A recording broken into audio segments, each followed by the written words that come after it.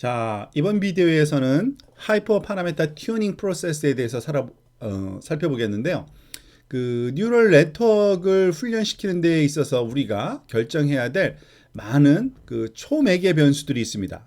근데 그것이 적절하게 찾아지는 방법론적인 우리 메커니즘이 좀 필요하게 되는데 그 튜닝 프로세스라고 우리가 얘기를 할 수 있겠죠. 적절한 파라메타를 찾는 방법, 그 방법에 대해서 한번 살펴보도록 하겠습니다. 우선 그 어떤 초 파라메타들이 있는지를 살펴볼 필요가 있겠죠. 우선 제일 먼저 우리가 생각할 수 있는 게 알파, 가장 중요한 것 중에 하나인데 이걸 보통 그 러닝 레이트를 학습률이라고 부르는 거죠. 이 학습률 판단하는 알파. 그 다음으로 중요한 거는 우리가 그 또 베타라는 것이 있었습니다. 즉 베타는 그 모멘텀에서 주로 사용하는 거죠. 그 가속화시키기 위해서 우리 그레디언트 디센트를 가속화시키는 방법으로 우리가 요 베타를 결정하고, 사실은 좀 베타를 좀 더 확장한 개념인 그 아담 프로세스, 즉 아담 알고리즘에서는 좀 더 세부적으로 베타를 좀 나누죠. 즉 베타 1, 베타 2, 그리고 엡실론까지 우리가 세 가지 파라메타가 중요하게 고려되고 있습니다.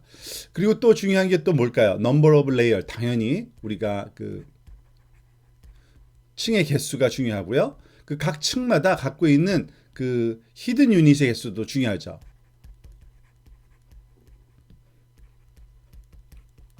또 하나. 그리고 러닝 레이트 디케이도 우리가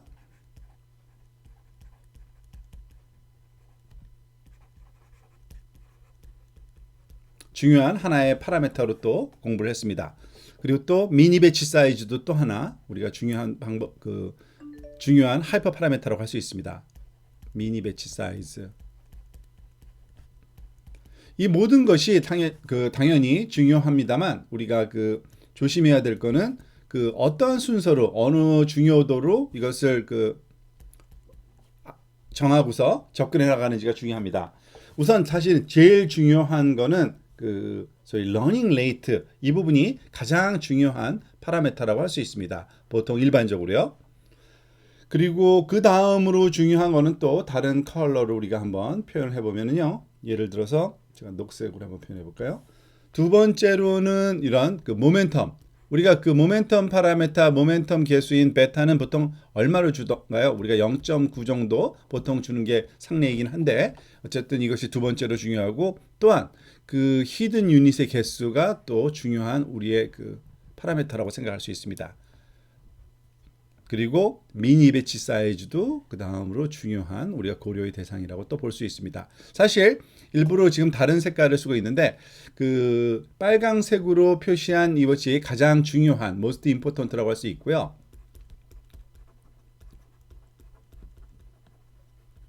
두 번째로 다른 색깔로 표현한 이거는 그 두 번째로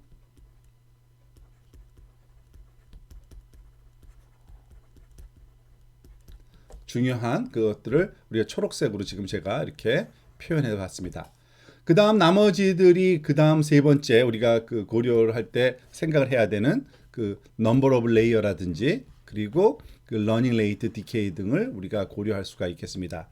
사실 요 베타 1과 베타 2와 엡실론은 물론 하이퍼 파라메타이긴 하지만 그다지 사람들이 조절하거나 할 필요가 거의 없는 파라메타, 이미 결정되어 있는 경우가 대부분입니다. 물론 여러분들이 바꿔서 써도 되지만 그 이미 많은 연구자들이 경험해 본 결과 베타 1은 뭐 0.9를 쓰는 게 적절했고요. 그리고 베타 2 같은 경우는 0.999라는 값이 보통 많이 쓰이고요. 엡실론으로는 뭐 10의 마이너스 8승 정도가 가장 많이 쓰이는 파퓰러한 그러한 그 값이라고 볼 수 있습니다.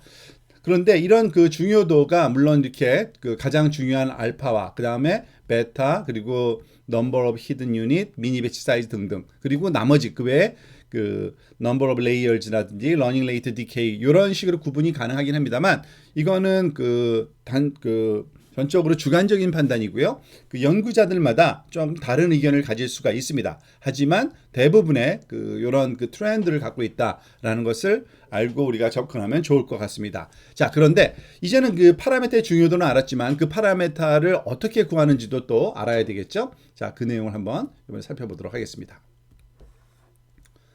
자, 여기 무슨 파라메타를 우리가 구하는 데 있어서 두 가지 어프로치가 사실은 가능하다고 볼 수가 있습니다.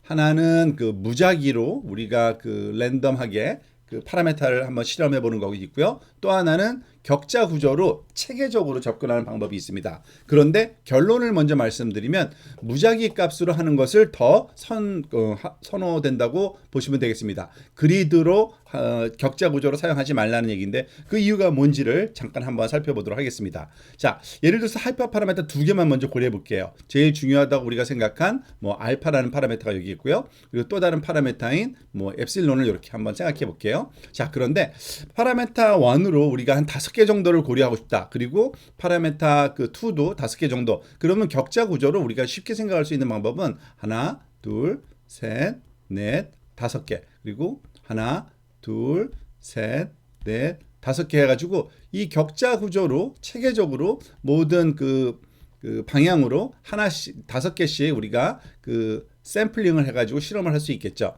자, 그런데 이것은 그렇게 바람직하지 않은 게 뭐냐면 이 알파라는 하이퍼 파라메터는 그냥 우리가 트라이 해볼 수 있는 게 단지 5가지뿐이 없는 겁니다. 그리고 그 파라메타 2도 똑같이 5가지만 우리가 시도된다고 볼 수 있겠죠. 자, 그런데 총 개수는 몇 개입니까? 25개의 그 실험을 하는데 5가지 종류만 실험이 되는 겁니다. 그래서 좀 더 그 효율적이고 바람직한 방법은 이와 같이 체계적인 그리드 구조로, 이건 그리드 형태죠.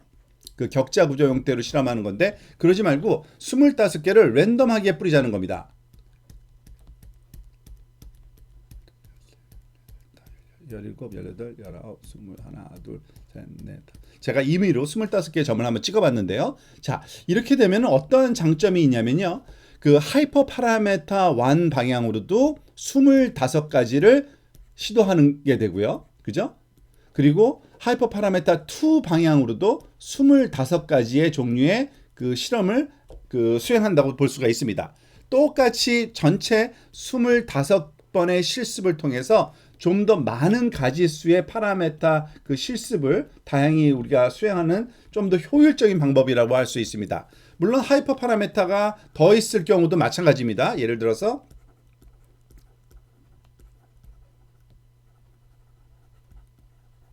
하이퍼 파라메타 3번째 게 있다 그러면 역시 이런 3차원 격자 구조상에서도 우리가 수행을 할 수 있겠죠.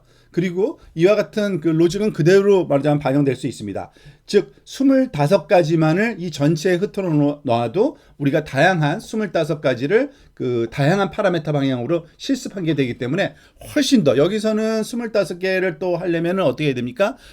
또 다른 방향으로 5가지를 더 하면은 25 곱하기 또 5개니까 125 정도가 되겠죠. 그 125개를 해야 되는 방면에 여기서는 25개만으로도 모든 파라메타 방향으로 25개의 실습이 가능한 그와 같은 아주 독특한 경험을 우리 하게 되는 거죠. 그래서 훨씬 더 효율적인 방법이라고 할 수가 있습니다. 자, 또 다른 또 우리가 고려해야 될 어프로치가 하나가 이와 같은 그 다양한 그러한 레인지에 있어서의 파라메타 결정보다는 그 코스트 파인이라는 또 어프로치가 있는데 그 방법으로 하는 거를 또 설명을 좀 드리도록 하겠습니다. 거친 그러한 격자 구조 그 샘플링에서 미세한, 뭐 영어로 표현하는 게 조금 표현이 더 명확할 것 같은데요. 다시 여기다가 한번 글씨로 써보고요.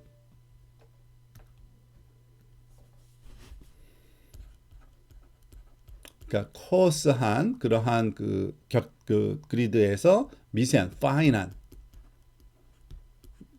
이런 식으로 접근하자는 얘기입니다. 즉 하이퍼 파라메타를 우리가 구할 때 지금 랜덤하게 아마 여기서는 한 4, 50개 정도 풀어놓은 것 같아요. 점으로 한 다음에 우리가 만약에 해보니까, 실험을 해보니까 어떤 그 요 위치의 값과 한 여기 위치 또는 요 위치에서의 값이 그 굉장히 그 소위 그 에러가 적게 나타나더라. 그러면은 이와 같은 지역, 요것을 중심으로 하는 또 다른 영역을 하나 설정을 하는 겁니다. 즉 이렇게 그 설정을 하고 이 위치에서 또 다른 샘플링, 좀 더 많은 샘플링이 되겠죠. 여기에 기존에 하던 것보다는 더 많은 종류의 샘플을 랜덤하게, 역시 무작위 그 값으로 위치를 잡고 여기서 파인 튜닝을 어느 지점에서 할 때 더 그 가장 그 에러가 적게 나는지 그 위치를 이 커다란 그 영역에서 이 작은 영역으로 축소해 가면서 우리가 그 찾고자 하는 정확한 파라메타, 말하자면 그 1과 파라메타 2의